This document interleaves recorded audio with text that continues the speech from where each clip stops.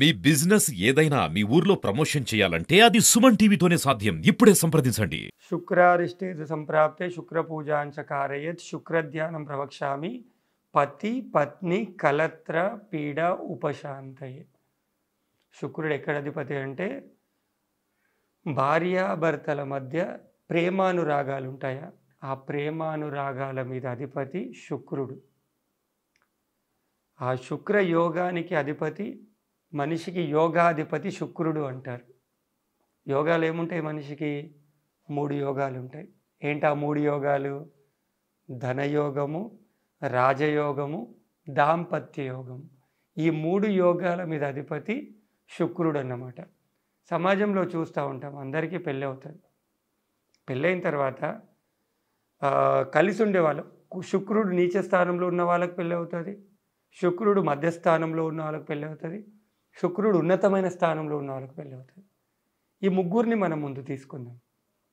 First శుక్రుడు నీచ స్థానంలో ఉన్న వాళ్ళకు పెళ్ళైన వాళ్ళు, వీళ్ళు పెళ్ళి అవుతుంది, ఎలాంటి అభిప్రాయాలు లేకుండా 1 సంవత్సరమో 2 సంవత్సరాలకు ఒకరి మీద ఒకరికి ప్రేమ లేక వాళ్ళు ఎక్కడో అంటే ఎవరి స్థానంలో వాళ్ళు విడిపోయి ఉండిపోవడం జరుగుతుంది. శుక్రుడు మధ్యస్థానంలో ఉన్నవాళ్ళు, వీళ్ళు కలిసి ఉంటారు, జీవితాంతం కలిసి ఉంటారు, కానీ ఒక్కోళ్ళ మీద ఒకళ్ళకి ప్రేమ లేకుండానే సంసారం సాగిస్తూ ఉంటారు.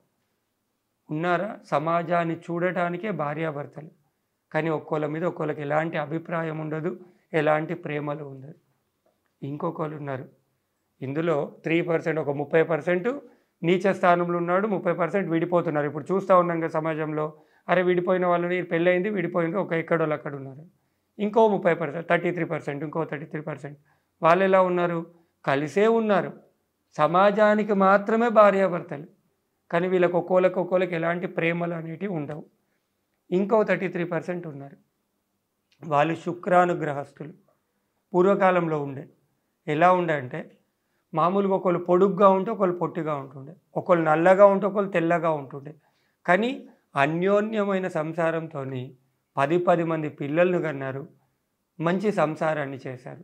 ఇప్పుడు ఈ కాలంలో హడావిడి యుగంలో అలాంటి అన్ని పక్కన పెట్టినా కానీ ఎలా ఉంటారంటే, నేను రేపు పొద్దున బయటకు వెళ్ళాననుకోండి, నన్ను బయట వాళ్ళు చూసి అరే ఎంత మంచి జంట ఉంది, నా భార్య ఎంత మంచిగా ఉంది, అందరూ మెచ్చుకోవాలని చెప్పేసి 10 మంది పిల్లల్ని చూస్తాడు, 10 మంది పిల్లల్ని చూస్తాడు, మంచి భార్యను సెలెక్ట్ చేసుకుంటాడు, పెళ్లి చేసుకుంటాడు. కానీ శుక్రుడు మంచి లేకుండా ఉంటున్నాడు. ఏమవుతుంది? పెళ్లి చేసుకుని నుంచి కొన్ని గొడవలు అయిపోయి ఏదో ఒక స్థాయిలో ఉన్నాడు. కానీ శుక్రుడు ఉన్నతమైన స్థానంలో ఉంటే భార్యాభర్తలు ఎలా ఉన్నారు అనే సంబంధం లేదు వాళ్ళకి. ప్రేమానురాగాలతో నిండా నూరేళ్ళు మంచి ప్రేమతో ఉంటారు.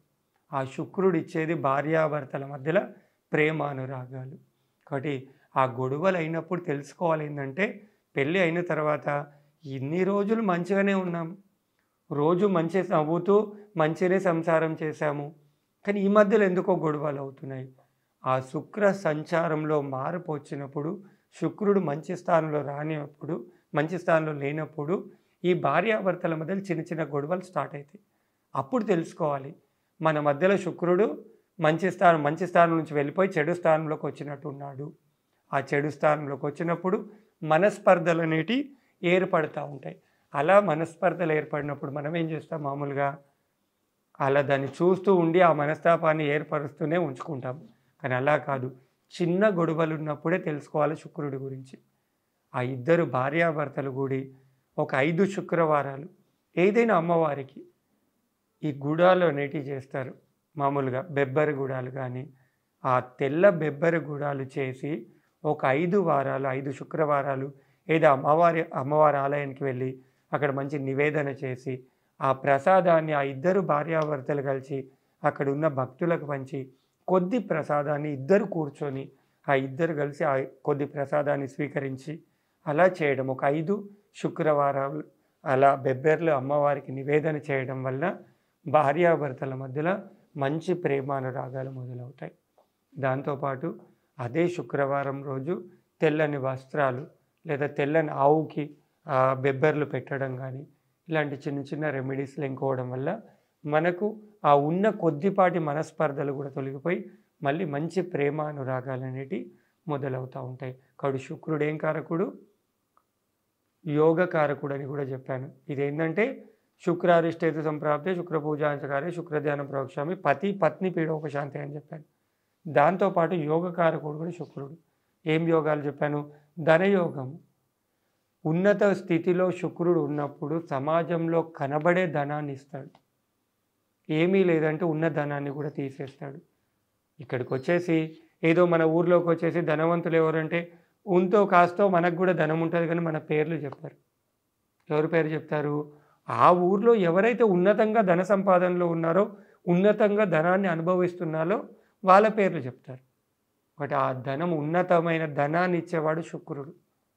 ఆ ధనయోగం రావాలంటే శుక్రయోగం అనేది ఉండాలి. మరి ఆ యోగం రావాలి, మనం ఆ యోగాన్ని అనుభవించాలి అంటే, ఉన్నతమైన ధనయోగాన్ని అనుభవించాలంటే శుక్ర అనుగ్రహం ఉండాలి. కాబట్టి మనకు ఉన్నదే ధనము అని ఎప్పుడు అనుకోవద్దు. ఆ శుక్రుడు మంచి సంచారంలో ఉన్నప్పుడు మనం అనుకున్న దానికంటే రెట్టింపు ధనయోగాన్ని ఇచ్చేవాడు. దాంతోపాటు రాజయోగం అని చెప్పాను. నాకున్న పేరే రాజయోగం కాదు. ఎక్కడికి పోయినా నా ఊర్లో నాకు పేరుంది, నా గల్లీలో నాకు పేరుంది, అది కాదు రాజయోగం. నేను ఎక్కడికి పోయినా నా పేరు చెప్పగలిగినప్పుడు అది రాజయోగం అవుతుంది. సమాజంలో ఉన్నతమైన స్థితులు అనుభవించాలి. ఏంటి? ఒక కౌన్సిలర్ చేయాలి, సర్పంచ్ చేయాలి, ఎమ్మెల్యే చేయాలి, ఎంపీ చేయాలి, అట్లా ఎవరైనా సీఎం కావాలి, పిఎం కావాలి. ఇవన్నీ యోగాలు అంటారు. ఈ రాజయోగాలన్నీ కూడా శుక్రుడు మంచిగా ఉన్నప్పుడు ఈ రాజయోగాలన్నీ కూడా సిద్ధిస్తూ ఉంటాయి. కాబట్టి శుక్రుడు రాజయోగం. దాంతోపాటు చెప్పాను దాంపత్య యోగం అని చెప్పేసి. ఈ 3 యోగాల మీద కూడా అధిపతి శుక్రుడు. కాబట్టి శుక్రుడు మంచి స్థానంలో ఉన్నప్పుడు మనకి యోగాలన్నీ కూడా మనకు అందుబాటులోనే ఉంటాయి.